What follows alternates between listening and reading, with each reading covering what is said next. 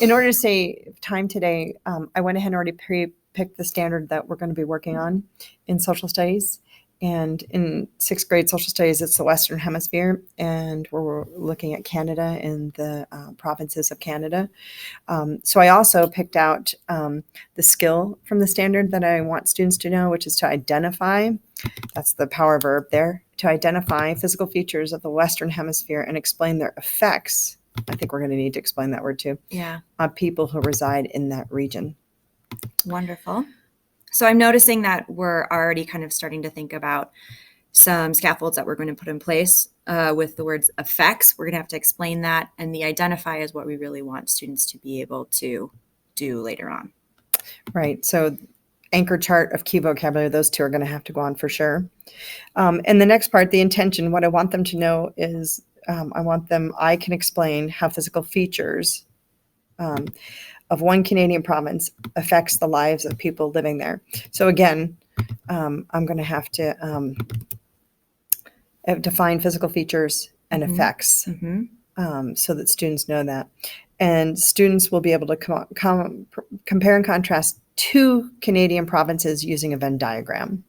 So that's what I want them to be able to do by the end of this lesson. All right. So in this part, the learning intention is what we want them to know, and the success criteria is what we want them to be able to do by the end of the lesson. Yes. All right. What's next? Okay. So I was thinking, I went ahead and made a copy of this, and I merged these three cells together because I think it'll help me when I am writing the lesson. These three cells. Yeah. To integrate these factors into the lesson. So let's say step 1, I need to divide my class into groups of 6.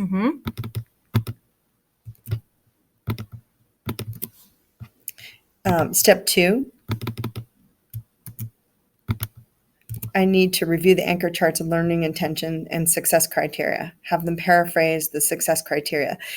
So what I want them to do is be able to I don't want them just to hear me say the success criteria. I want them to also paraphrase it and internalize it a little bit, not just even repeat it, but turn to a partner and do a pair share of what that means. What are they going to be doing through this activity?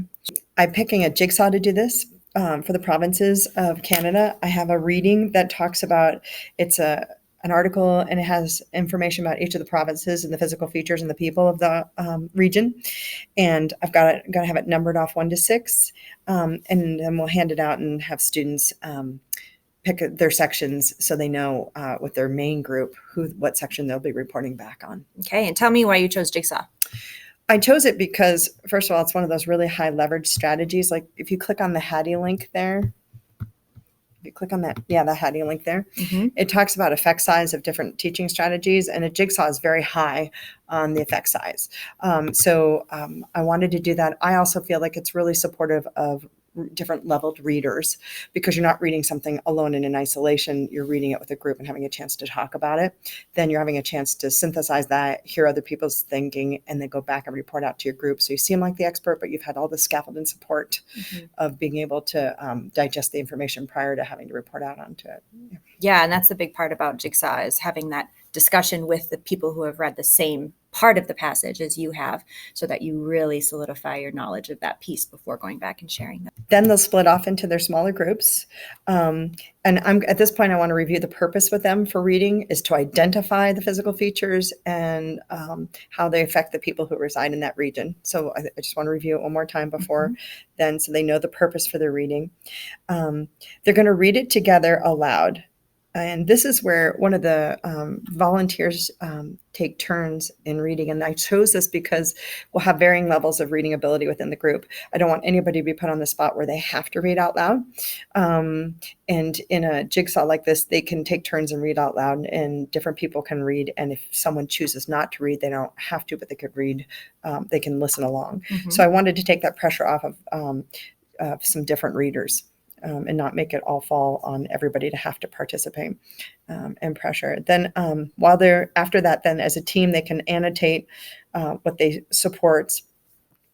I want to do some kind of like talking about what they found, what evidence they found to support this, and the purposes for reading, going back to identifying. So I selected paired heads together, and they would be able to talk with a partner first together about what they found and their evidence.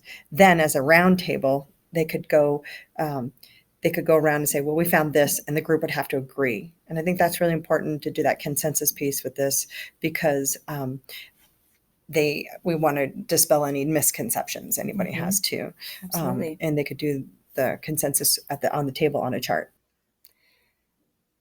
And if we look back in our Kagan books on page 6.24, but there's also a great table on page 14.12 that talks about these different Kagan strategies, when they're used best and in what circumstances they're used best.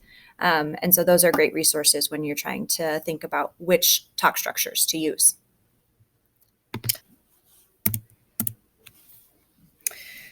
So once they finish their smaller breakout on their one province, so basically when they walk away from that, I want them to be somewhat of an expert on that province. I want them to have annotated in their text, and I want them to have identified some evidence that supports their thinking and their group's thinking, and that it's evidence that they all kind of agreed upon. So we've dispelled some misconceptions. Now they're going to go back to their original group of the 6. This I thought would be a good time to do a continuous roundtable, where everybody gets a chance to share something out about their province. So it's a verbal time to share, go around in a circle, everybody sharing something about their province. And then once that I'll time that so it doesn't go too long, but everybody has a chance to talk about it. They'll start to see maybe some similarities and some differences. One of the supports I wanted to have out on the table is some kind of I think these are often put on anchor charts, and I agree they're great to have on anchor charts, but I don't think kids look up all the time when they're in a conversation. So on the table, I want a smaller version of a chart with some sentence frames, and that give them the language around compare and contrast. So when they're doing their Venn diagram, they can start using language and how to phrase a sentence that's specific around compare and contrast. So I just used one of the links here on the, I think I took all these from the language function sentence frames, the third one over on the right, and thought that these might be good when they're talking to have available, so they can use complete sentences in more academic language. Wonderful. Anything else you think I'm missing? No, I think that this is a great lesson that incorporates all the things that we've been working on, the talk structures, literacy strategies, and really thinking about what our learning intention is and the success criteria that we want to see our students come away with at the end. Probably be a really good thing for me too to build in at the end, where they have to paraphrase back to another student to what they're able to do now, what they learned about something too at the end. I think that's probably a step I missed at the end, is some pulling it together. And I can look at the Kagan book too and see if there's a good one for that, unless you know one off the top of your head. But again, some way where they can paraphrase that we know they've met their success criteria. I mean, they'll have their Venn diagram, but just paraphrase to somebody what they've learned. All right. Well, thanks for talking through this with me. Well, thank you for talking through it with me. Hopefully this makes this plan pretty easy to follow and clear. So thank you for your time.